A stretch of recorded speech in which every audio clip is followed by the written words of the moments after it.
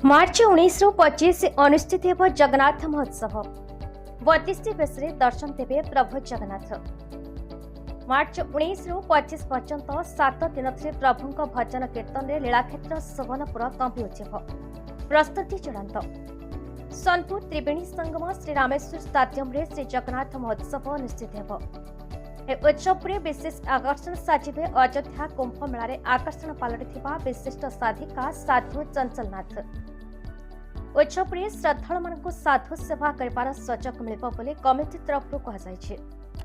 उत्सव समस्त कार्यक्रम संपर्क में आज होटेल मून एक सांबादिक सम्मेलन आयोजित होता। यह सांबादिक सम्मेलन उत्सव सभापति गदाधर पारिक, संपादक श्यामा ओम प्रसाद मिश्र, वैकुंठ शतपथी, त्रिवत्स मल्लिक, श्रद्धांजलि मिश्र, आरती खमारी प्रमुख अनेक सदस्य उपस्थित थे।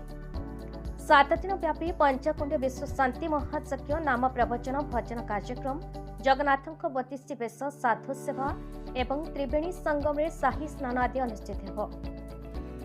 पुरीर पारंपरिक सेवायत मान द्वारा प्रस्तुत विभिन्न प्रकार अभड़ा और मिष्टान्न प्रसाद एठारे उपलब्ध हो। तेज जनसाधारण मीना बजार और रोबोटिक शोर मजा नहीं पारे बोली कमिटी पक्षर सूचना दी।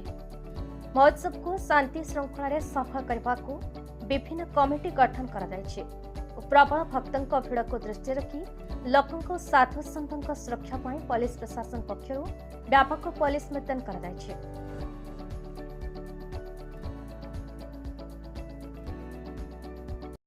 सुवर्णपुर जिलार श्याम सुंदर पंडा रिपोर्ट, भारत न्यूज।